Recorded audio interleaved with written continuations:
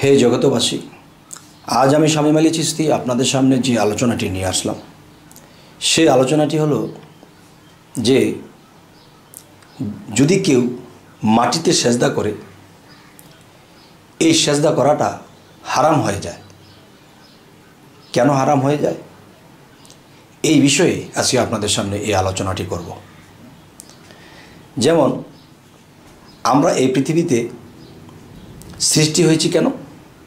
আল্লাহ কোরআনে একটি আয়াতে আল্লাহ বলেছেন, ওয়াল্লাযী খালাকাল মাউতা ওয়াল হায়াতা লিয়াবলুওয়াকুম আইয়ুকুম আহসানু আমালা ওয়া হুয়াল আজিজুল গাফুর। অর্থাৎ আল্লাহ বলেছেন, আমি মানুষের মৃত্যু ও জীবন সৃষ্টি করিয়েছি পরীক্ষা করার জন্য। তোমাদের মধ্যে কে কর্মে উত্তম, তিনিই পরাক্রমশালী ও ক্ষমাশীল। তবে আজকের এই আলোচনাটি অবশ্যই একটু মনোযোগ সহকারে শুনবেন। সেই কথাটি হলো, মানুষ যদি মাটিতে সেজদা করে আর এই সেজদা করা হারাম হয়ে যায়, তখনই সেই সেজদাটা যে আল্লাহ যদি না পায়। মাটিতে সেজদা করেছি, এই সেজদাটি মাটিতেই রয়ে যাবে। এই সেজদা যদি মাটিতে করে থাকি, এই সেজদার ভার মাটি নিতে পারবে না। তখন মাটি থেকে আমরা আরও উল্টা অভিশপ্ত হব। এই সেজদা তো একমাত্র আল্লাহ পাবে। তবে এই সেজদা আমি মাটিকে কেন দেওয়া হলো? তখন মাটির যে একটা অভিশাপ আছে, অভিশাপ কেন দিবেন? যে মাটিকে যখন আমরা সেজদা করব তখন মাটি সহ্য করতে পারবে না সেজদার যে একটা ভার। কেননা এই সেজদার একমাত্র মালিক আল্লাহ। তাহলে আমরা যখন মাটিতে সেজদা করি, এই সেজদা যে আল্লাহ পাইল, এর কি প্রমাণ? আমরা কি এত জীবন নামাজ পড়েছি, এই সেজদাটা কি আল্লাহকে দিয়েছি? আল্লাহ কি এই সেজদাটা পাইলেন কি পাইলেন না? এটা কি আমরা কখনো প্রমাণ করেছি? বা আল্লাহ কি কখনো বলেছে যে হ্যাঁ তোমার সেজদাটা আমি পেয়েছি? আচ্ছা, তো এখন আমরা বলতে পারি যে আমরা মাটিকে সেজদা করি না।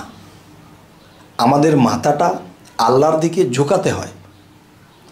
আল্লাহর দিকে ঝুঁকাতে হয়, ঝুঁকাতে গিয়ে মাটিতে আমাদের কপালটা ঠেকে যায়। তখন আমাদের উদ্দেশ্য আল্লাহকেই করেছি। ভালো, কিন্তু আল্লাহকে যে করেছি, এখন এই সেজদাটা কি আল্লাহ পাইল কি পাইল না, এটা কি আমরা কখনো জেনেছি?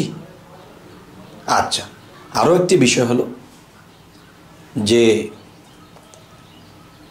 আমরা আল্লাহকে সেজদা করি, কিন্তু সেজদাটা যখন আমি এত বছর করেছি, তখন আল্লাহ যে সেজদাটা পেয়েছে এর অবশ্যই নমুনা নবী রাসূলদের মাধ্যমে আল্লাহ বলেছেন, বা এমনও ব্যক্তি পৃথিবীতে সেজদা করেছেন, তখন এই সেজদাটা আল্লাহ বলেছে তোমার সেজদা আমি কবুল করলাম।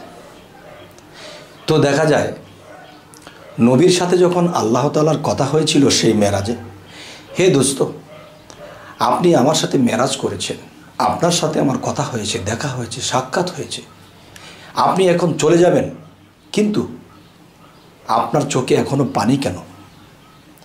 তখন নবীজি বলতে লাগলেন, হে আল্লাহ, আমি আপনার সাক্ষাৎ পেয়েছি, আপনার সাথে আমার মেরাজ হয়েছে, কথা হয়েছে, মোলাকাত হয়েছে, কিন্তু আমার উম্মত কখনো আপনাকে দেখবে না, আপনার সাথে মেরাজ হবে না, এই দুঃখে আমি কাঁদি। তখন আল্লাহ কি বলেছে, হে মোহাম্মদ, হে দোস্ত, আপনি যে আমাকে দেখেছেন কয়বার? একবার। আপনার উম্মতকে 5 ওয়াক্ত নামাজ দেওয়া হয়েছে, তারা দেখবে আমাকে 5 বার, প্রতিদিন 5 বার। তাহলে আমরা বুকে হাত দিয়ে কি কেউ বলতে পারবো যে আল্লাহকে দেখেছি 5 বার বা 1 বার বা জীবনে 1 বার? আচ্ছা, তাহলে আল্লাহর সাথে কি আমার মেরাজ হয়েছে? এই বিষয়ে কোনো খবর রাখছি না, এবং আমাদের বিবেক জাগ্রত হচ্ছে না যে আমরা সেজদা দিচ্ছি, তিনি কি পাচ্ছেন কিনা, তিনি সন্তুষ্ট হচ্ছেন কিনা। আচ্ছা, আরও একটি বিষয় হলো যে আল্লাহ কিন্তু একটা কথা বলেছিল, হে মুকরম, তুমি আমার আদমকে সেজদা করো। তখন সমস্ত ফেরেশতারা সেজদা করেছিল, কিন্তু মুকরম করেননি। তো মুকরম করেননি, কেন করেননি? এখন সে দেখতেছে আমি নিজের হাতে বানিয়েছি, আমি এটাকে সেজদা করব। এখন আল্লাহ তো হুকুম করতেছে করো, কিন্তু সে করতেছে না, সে নিজের হাতে বানিয়েছে বলে। তাহলে তিনি কিন্তু শয়তান হয়ে গেল, আল্লাহর কাছে লানত প্রাপ্তি হয়ে গেল। তাহলে আদমকে সেজদা না দিয়ে কি হলো? শয়তান হয়ে গেল। তাহলে আজও পর্যন্ত এই পৃথিবীর কোনো এমনও মানুষ আছে যে আদমকে সেজদা এটা মেনে নিতে পারে না, এবং দেখা যায় যে আল্লাহকে সেজদা করবে। আল্লাহ কোথায়? আল্লাহ কিন্তু বলেছে আমি আদমের কালবে শাহ এলাহির বারামখানা, আমি আল্লাহ আদমের কালবে আছি। তোমরা যখন আদমের দিকে মাথা ঝোঁকাবে তখন আদমের কালবে বসে আমি এই সেজদাটি নিয়ে যাব। তাহলে তিনি ছিলেন আদি আদম, প্রথম পুরুষ, আর আমরা সেই আদমের বংশধর। আমরা কি? আমরা বনি আদম। তো বনি আদমের মধ্যে এমনও লোক আছে, এমনও ব্যক্তি আছে যারা আল্লাহকে লাভ করেছে, তার কালবের মধ্যে আল্লাহকে বসাইছে। তখন সেই ব্যক্তির সামনে, সে অলির সামনে, সে আল্লাহর অলির সামনে গিয়ে যদি আমরা আল্লাহকে ভাববো কি যে এই ব্যক্তির কালবে আল্লাহ আছে, তখন কি বলেছি? আল্লাহু আকবার।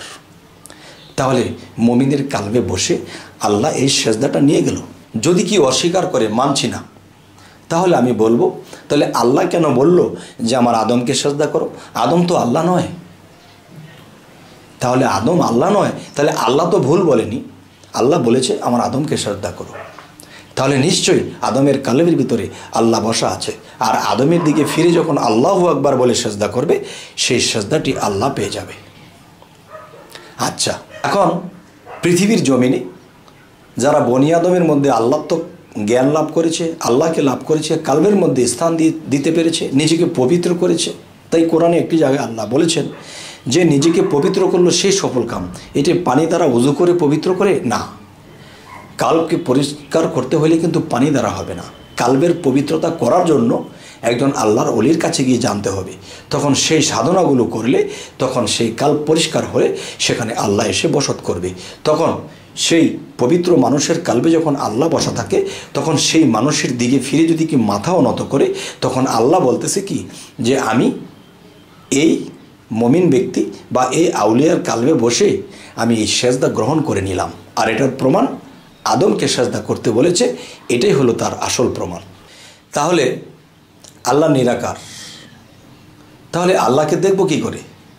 তাই বলা হয়েছে যে আমি যে আদম নিজেকে পবিত্র করেছে তার মধ্যে আছি, তার দিকে মাথা ঝুঁকিয়ে আল্লাহু আকবার যখন বলা হয় তখন তার কালবে থেকে এই সেজদাটা আল্লাহ নিয়ে যায়।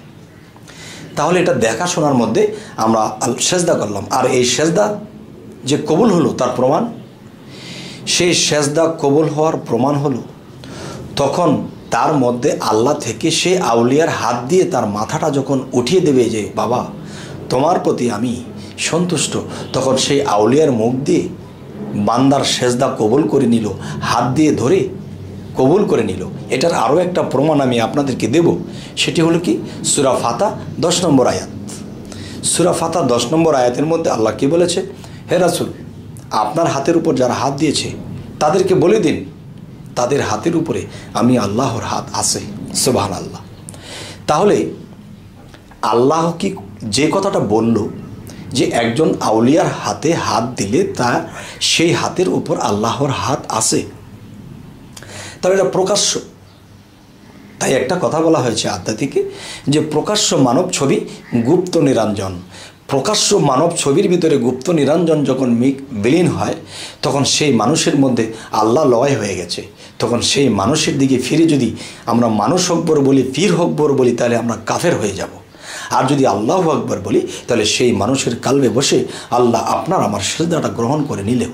এখন যে কথাটি বলবো যে আল্লাহকে দেখিনি, আল্লাহকে চিনিনি, আল্লাহকে জানিনি, যখন আমরা মাটিতে সেজদা করব, এই মাটি আমাদের এই সেজদার ভার নিতে পারবে না, আমরা অভিশপ্ত হব। আর যদি বুঝি যে হ্যাঁ আমরা মাটির দিকে ফিরে যখন মাথা ঝুঁকিয়েছি, মাথা ঝুঁকালে আমার মাথাটা মাটির দিকে যায়, আমার মনের উদ্দেশ্য আল্লাহকে সেজদা করেছি, তাহলে আল্লাহ কি বলেছে? এই পৃথিবীর কোন জায়গায় আল্লাহ থাকে?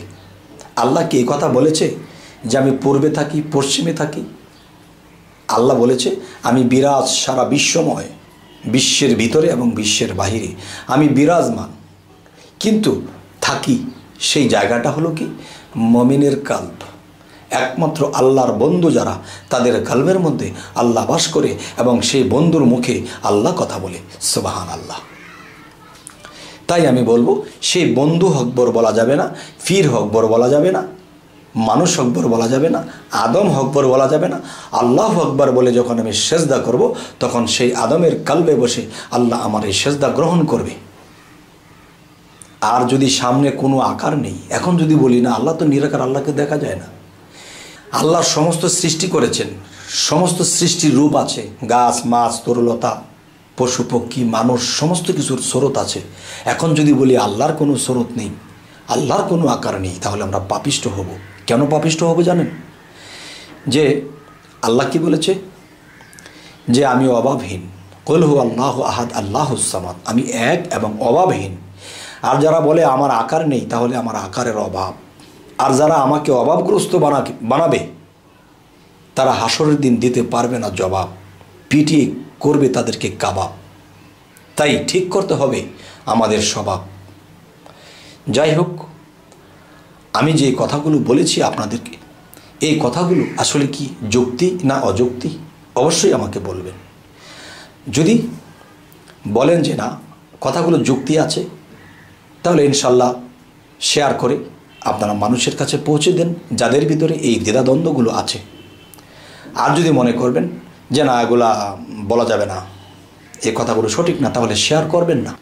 আচ্ছা, তাহলে আমি আজকে যেটা বলতে চাচ্ছি, যে আমরা যদি আল্লাহকে সেজদা দিতে হয়, তাহলে প্রকাশ্যে মানব ছবি গুপ্ত যিনি নিরঞ্জন, তিনি সেই কালবের মধ্যে বসে আল্লাহ যখন এই সেজদা নিয়ে যায়, তখন নিরঞ্জন শব্দের অর্থ কী? নীরে আসে, নীরে ভাসে। এরপরে কোনো মুমিন নিজেকে পবিত্র করলে তার কালবের মধ্যে আসে, তখন সেই রূপ যখন আমার চোখে ভাসে, তখন সেই রূপে আল্লাহ মিশে কোনো একদিন কারো জীবনে মেরাজ ঘটে যায়, আল্লাহর সাক্ষাৎ ঘটে যায়।